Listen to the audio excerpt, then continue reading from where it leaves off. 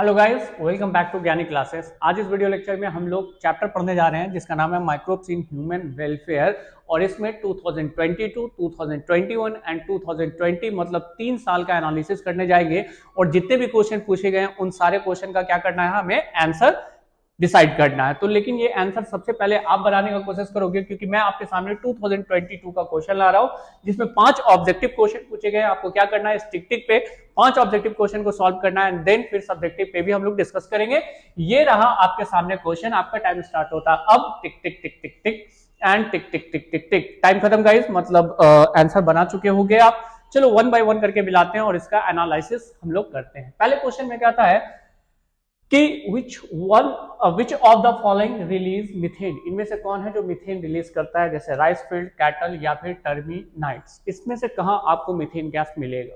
तो methane gas का तीनों सोर्स है। राइस फील्ड से भी लार्ज अमाउंट में मीथेन गैस निकलता है, कैटल्स के अंदर से भी मीथेन निकलता है, टर्मिनेट्स के अंदर भी मीथेन निकलेगा। मतलब ऑल ऑफ दीज, क्योंकि ये सब सोर्स है क्या चीज का, आपका मीथेन का। The right answer is all of these. सही है गाइस। चलो अगले क्वेश्चन में बात करते हैं। तो अगला क्वेश्चन क्या था, विच of the following does nitrogen fixation, इनमें से कौन है जो नाइट्रोजन को फिक्स करता है? और इसका जवाब आप जानते हो, राइजोबियम होगा। क्योंकि आपने कहीं ना कहीं ये पढ़ा है कि लेग्यूमिनस प्लांट मतलब चने के जड़ में ये राइजोबियम पाया जाता है और एटमॉस्फेयर से क्या करता है कि नाइट्रोजन को एब्जॉर्ब करता है, दैट इज केमोसिंथेसिस करता है, और वो लिक्विफाइड नाइट्रोजन फिर प्लांट को मिल जाता है, जो प्लांट लिक्विफाइड नाइट्रोजन को एब्जॉर्ब कर लेता है। ये तो rhizobium is called the nitrogen fixer. Clear. अगली बात, फ्रैंकिया इज अ, फ्रैंकिया कौन है? तो फ्रैंकिया एक बायो फर्टिलाइजर है, आपको याद रखना पड़ेगा। ये कोई एंटीबायोटिक नहीं है, ये ग्रुप ऑफ बैक्टीरिया नहीं, बल्कि frankia is a bio fertilizer. The right answer is A. चलेगा।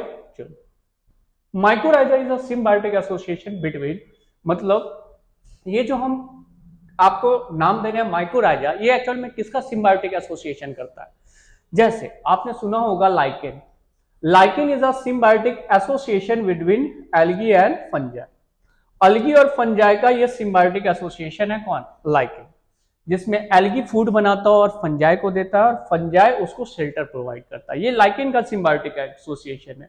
लेकिन हमारे पास ऑप्शन में है माइकोराइजा। तो माइकोराइजा जनरली होता क्या है कि ये प्लांट है और इस प्लांट का रूट है, और इस रूट में क्या होगा कि फंजाई रहेगा। अब ये फंजाई जो है मिनरल्स वगैरह एब्जॉर्ब करके किसको प्रोवाइड करेगा? रूट को, और रूट उसको शेल्टर प्रोवाइड करेगा। क्लियर है? तो it is a symbiotic association between the fungi and the root of the plant. So the right answer is B. Right answer क्या है आपका? आंसर बी है। क्लियर है? चलो 4 ऑब्जेक्टिव क्वेश्चन की चारों ऑब्जेक्टिव क्वेश्चन सॉल्व हो गए। नेक्स्ट क्वेश्चन 5th है, azolla forms symbiotic relation with. Azolla किसके साथ सिम्बायोटिक एसोसिएशन बनाता है? तो ये बनाता है एनाबेना के साथ। क्लियर है? Azolla is a symbiotic association with the anabaena. Clear? यहां तक की बात खत्म। मतलब 5 ऑब्जेक्टिव क्वेश्चन था, वो पांचों ऑब्जेक्टिव क्वेश्चन सॉल्व हो गए। इसमें माइक्रोब्स का कुछ आपको यूज याद रखना है, आप बिल्कुल इसको अच्छे से समझ लोगे। कैसे? मैं आपको समझा रहा हूं। सपोज करो कि ये 5 मार्क्स का क्वेश्चन है और इसमें हमको क्या लिखना है, what do you mean by bio fertilizers. क्या समझते हैं हम बायो फर्टिलाइजर से? How do bio fertilizers increase the soil fertility. मैं आपको बता दूं कि फर्टिलाइजर्स बहुत तरह का होता है। कुछ केमो फर्टिलाइजर्स होते हैं। क्या केमो फर्टिलाइजर्स? मान के चलिए आप अमोनिया लेबोरेटरी में सिंथेसाइज किए और उसको आपने कहा खेत में डाल दिया, तो वो भी फर्टिलाइजर्स है, लेकिन वो केमो फर्टिलाइजर्स है। लेकिन बायो फर्टिलाइजर्स में हम क्या चीज का यूज करते हैं? बैक्टीरिया का यूज करते हैं, साइनोबैक्टीरिया का यूज करते हैं, फंजाई का यूज करते हैं, ताकि हमारे सॉइल की फर्टिलिटी इंक्रीज कर सके। तो वैसे केस में हम लोग बायो फर्टिलाइजर्स का इस्तेमाल करते हैं, मतलब माइक्रोब्स का इस्तेमाल कीजिएगा ताकि फर्टिलिटी बढ़ सके। क्लियर? तो इसमें सबसे पहले हम डिफिनीशन पे बात करेंगे। तो कहता है bio fertilizers are organism, it is not a chemical, it's organism that increase the nutrient quality of the soil. soil की nutrient quality को increase करेगा। the main source of biofertilizers are bacteria, fungi and cyanobacteria। तीन है, तीनों के बारे में बता देते हैं। अगला पॉइंट बैक्टीरिया में आते हैं। तो जस्ट अभी आपने पढ़ा भी है कि राइजोबियम जो है वो सिम्बायोटिक बैक्टीरिया है, जो लेग्यूमिनस प्लांट में खासकर चने के जड़ में पाया जाता है। और ये चने के जड़ में ही क्यों सर्वाइव करता है? कारण क्या है कि राइजोबियम एक एनारोबिक बैक्टीरिया जो ऑक्सीजन के प्रेजेंस में ग्रो नहीं हो सकता, लेकिन ये लेग्यूमिनस प्लांट के अंदर लेग हीमोग्लोबिन नाम का एक केमिकल होता है जो ऑक्सीजन को अंदर नहीं आने देता है, तो इसको रहने के लिए एनारोबिक कंडीशन मिल जाता है। ये नाइट्रोजन लेता है और उससे लिक्विफाइड करता है और प्लांट को उसके बदले में नाइट्रोजन, लिक्विड नाइट्रोजन दे देता है जो प्लांट एब्जॉर्ब कर लेता है। मतलब दोनों को एक दूसरे का फायदा हो रहा। मींस कि राइजोबियम क्या है? राइजोबियम एक बायो फर्टिलाइजर है। Fixed atmospheric nitrogen into the organic form which is used by the plant as nutrient. Plant इसका इस्तेमाल करता है न्यूट्रिएंट के फॉर्म में, राइजोबियम बैक्टीरिया जो लिक्विफाइड करता है नाइट्रोजन को। नेक्स्ट बैक्टीरिया में आगे कहता है अदर बैक्टीरिया लाइक एजियोस्पेरिलम, ये भी एक बैक्टीरिया है।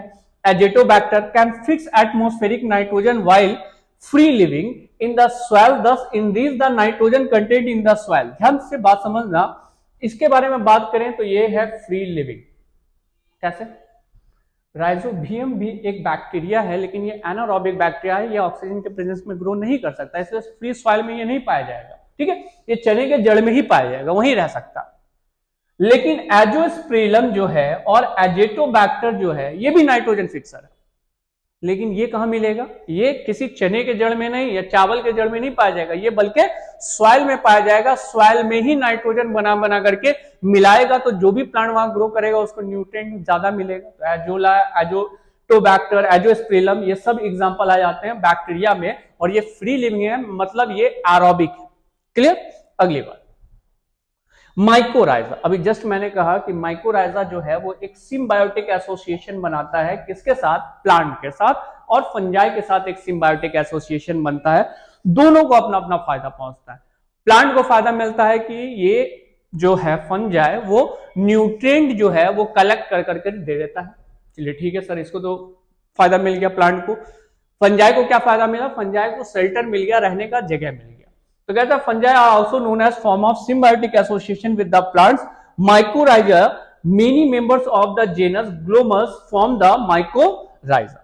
Clear guys? चलो क्लियर होना भी चाहिए, 5 मार्क्स का है, इसलिए एक स्लाइड में कंप्लीट हुआ। आगे हम लोग साइनोबैक्टीरिया के बारे में और कुछ माइकोराइजा के बारे में भी डिटेल लिखेंगे। पहले आप इसका स्क्रीनशॉट ले लो। हो गया? चलो नेक्स्ट स्लाइड पे बात करते हैं, जो क्या कह रहा है। सिंपल सा बात कि फंगस मतलब फंजाई एब्जॉर्ब फास्फोरस, मेनली क्या? Phosphorus from soil and pass into the plant, also provide resistance to root borne pathogens, tolerance to salinity, overall increase the plant growth and development. फायदा इसका क्या क्या है? पहला फायदा यह है कि ये ज्यादा अमाउंट में फास्फोरस एब्जॉर्ब करके प्लांट को देगा, रूट को। तो फास्फोरस बहुत इंपॉर्टेंट होता है प्लांट के लिए, पहला फायदा ये हो गया। दूसरी चीज, अगर ये रहेगा तो दूसरे माइक्रोब्स को इसके पास नहीं आने देगा, वो माइक्रोब जो रूट में डिजीज का उसका। दूसरा फायदा हो गया कि भैया दूसरे से इंफेक्शन से बचा। और तीसरा सबसे बड़ा फायदा ये है कि अगर पानी के अंदर सलाइनिटी मतलब नमक का मात्रा ज्यादा हो गया तो उस टॉलरेंसी को भी यही बर्दाश्त करेगा, कौन? फंजाई। क्लियर? तो ये सारा फायदा पहुंचा रहा है किसमें? प्लांट को। कौन? Fungi. And this is a symbiotic association. आगे बात करेंगे साइनोबैक्टीरिया के बारे में। साइनोबैक्टीरिया क्या? बैक्टीरिया का वो रूप जो अपना खाना खुद से बना सकता है, मतलब ऑटोट्रॉपिक बैक्टीरिया को आप साइनोबैक्टीरिया कहते हो। ये क्लियर है? क्या कहता है? Autotrophic microbes widely distributed in aquatic and terrestrial environment, many of which can fix atmospheric nitrogen. Example Anabaena and Nostoc. अभी हमने पढ़ा था, राइजोबियम पढ़ा है, एजेटोबैक्टर पढ़ा है, ये सब पढ़ा है ना, ये भी बैक्टीरिया, लेकिन वो सिर्फ बैक्टीरिया या साइनोबैक्टीरिया।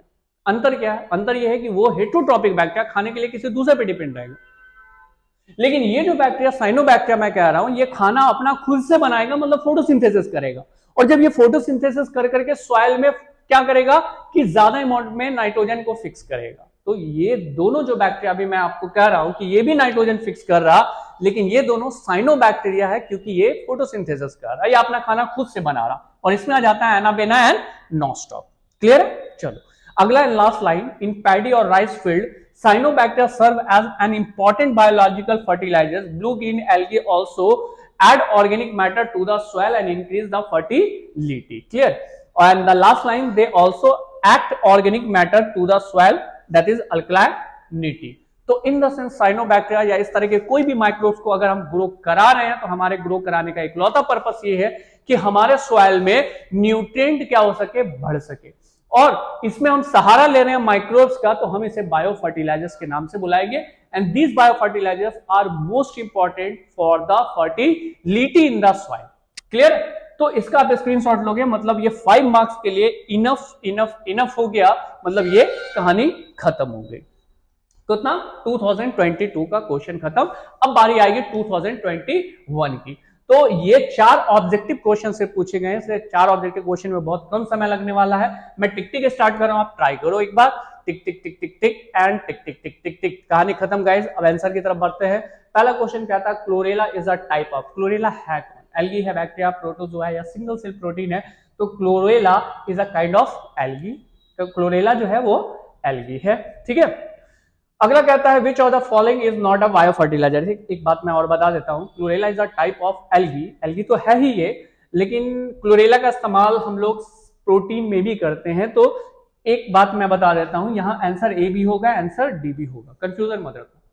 ठीक है। आंसर में बाय नेचर, जैसे आप किस नेचर के हो, तो राइजोबियम एक बैक्टीरिया है और वो नाइट्रोजन फिक्सर भी है, दोनों प्रॉपर्टी है।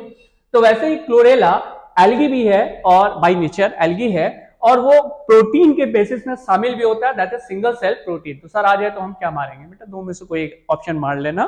ठीक है, कोई ना कोई तो जरूर सही होगा, क्योंकि उस वक्त एग्जामिनी जब कॉपी चेक करता है तो उसको बता दिया जाता है ए और डी बोथ आर करेक्ट। तो उसमें से जो भी करेक्ट आप मारोगे, करेक्ट वाला, वो सही होगा। ठीक है। तो सर दोनों मार दें? नहीं बाबू, कोई एक को सिलेक्ट करना। ठीक है। अगला कहता है which of the following is not a bio fertilizer. इनमें से कौन बायो फर्टिलाइजर नहीं है? एजिटोबैक्टर, अभी जस्ट मैंने आपको पढ़ाया, एजिटोबैक्टर था ना। अगला बैसिलस थ्रंजेनेसिस, एजोला, एजोला भी था। और क्लोस्ट्रीडियम का भी स्पीसीज जो है वो बायो फर्टिलाइजर्स में जाना जाता, नहीं जाना जाता, तो बैसिलस थ्रंजेनेसिस। मैं आपको बता देता हूं, ये बैसिलस थ्रंजेनेसिस जो है वो पेस्ट रेसिस्टेंस के रूप में आपको नजर आएगा। किसमें? Pest resistance. This is pest resistance, not a bio fertilizer. Agriculture में इसका यूज है, लेकिन इसका यूज पेस्ट रेसिस्टेंस के लिए है, ना कि बायो फर्टिलाइजर्स के लिए। क्लियर? ये कीड़े मकोड़े को मारेगा, लेकिन सॉइल की फर्टिलिटी को बढ़ा नहीं सकता है। So the right answer is B, bacillus thuringiensis, जिसको आपने जेनेटिक्स में सॉरी बायोटेक्नोलॉजी चैप्टर में आपको पढ़ना है, बीटी कॉटन। याद आ रही बात? उसमें हम लोग यूज करेंगे इसका। तो which of the following not a bio fertilizer? The answer is B. Third question, which among the following is not related to microbiology. इनमें से कौन सा साइंटिस्ट है जिनका कोई लेना देना नहीं है माइक्रोबायोलॉजी में? लुइस पास्चर, जेडी वाटसन, इन सब का यूज है। रॉबर्ट कॉच, इस तीनों ने काम किया है किसके ऊपर? माइक्रोबायोलॉजी के ऊपर।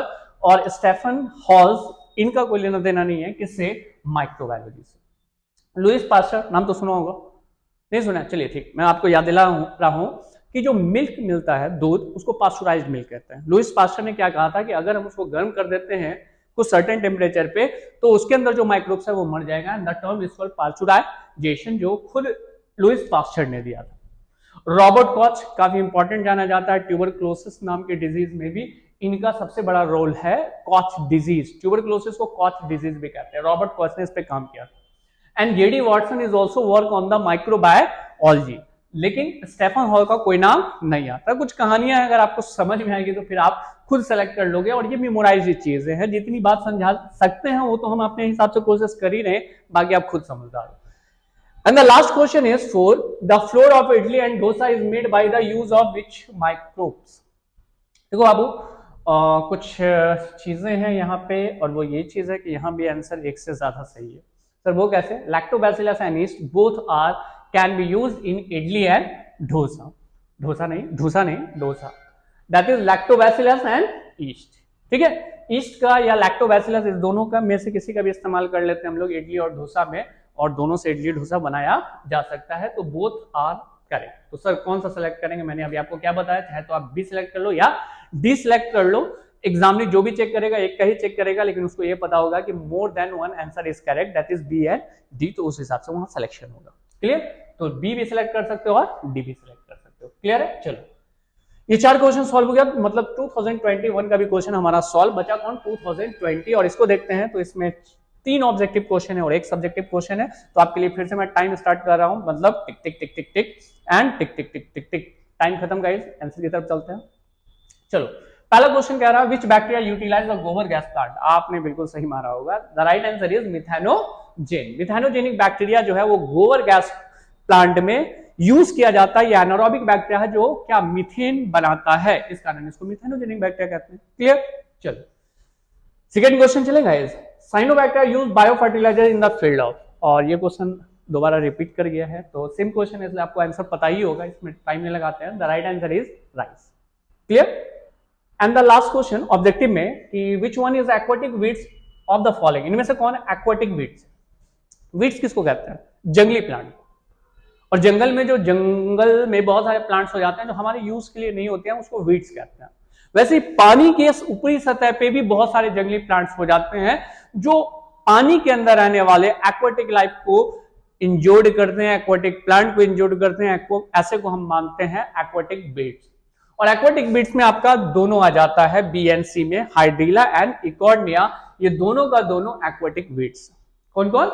इकॉर्डिया and hydrilla, not a trapa नहीं है, हाइड्रीला एंड इकॉर्डिया both are aquatic weeds. Weeds मतलब जंगली प्लांट, कहां? पानी के अंदर। एंड द फोर्थ क्वेश्चन जो है वो सब्जेक्टिव है, 2 मार्क्स का है। Describe the role of microbes in nitrogen fixation. आप ये बताइए कि माइक्रोब्स का क्या रोल होगा नाइट्रोजन फिक्सेशन करने में। सिंपल सा बात लिखा हुआ है, समझ लो। Plant can not use atmospheric nitrogen. आपको पता है कि हमारे पास जो प्लांट है वो कार्बन डाइऑक्साइड तो लेता है लेकिन नाइट्रोजन नहीं ले सकता as a form of gas, उसको फिक्स ही नहीं कर सकता, वो एलिजिबिलिटी नहीं है प्लांट के पास। That's not ferric nitrogen fix is performed by microbes, और हमारे अर्थ में जो भी नाइट्रोजन का फिक्सेशन कर रहा है वो माइक्रोब्स कर रहा है। हमारा डीएनए नाइट्रोजन का बना है, हमारा प्रोटीन नाइट्रोजन का बनाना है, हमारा एंजाइम्स नाइट्रोजन का बना है, हमारे बॉडी में बहुत सारी ऐसी चीजें हैं जो नाइट्रोजन से बनी हुई, तो नाइट्रोजन काफी इंपॉर्टेंट हो जाता है। आगे क्या कहता है? एग्जांपल एजिटोबैक्टर और symbiotic rhizobium. The rhizobium live in the root nodule of the leguminous plant where they absorb atmospheric nitrogen in the form of ions which is absorb by the plant. और ये microbes क्या करता है कि atmosphere से nitrogen को लेता है, जिसको प्लांट फिर से रीअब्सॉर्ब करके अपने अंदर लेकर कोई ना कोई प्रोडक्ट बनाता है, लाइक प्रोटीन बनाता है, डीएनए बनाता है, जिसको हम लोग खाते हैं, तो वो न्यूट्रिएंट फिर हमारे अंदर चला जाता है। तो ये है न्यूट्रिएंट साइकिल किसका? माइक्रोब्स का। तो माइक्रोब्स इन ह्यूमन वेलफेयर का मतलब ये हुआ कि वो सारे माइक्रोब जो हमारे लिए इंपॉर्टेंट नहीं बल्कि बहुत ज्यादा इंपॉर्टेंट है, जिसमें ये सारे आ जाते हैं। तो पहला काम क्या करना, आपको इसका स्क्रीनशॉट लेना गाइस। हो गया स्क्रीनशॉट? चलो, तो आज का ये सेक्शन हमारा यहीं पे खत्म होता है, मतलब 2020 तक हम लोगों ने क्वेश्चन सॉल्व कर लिया।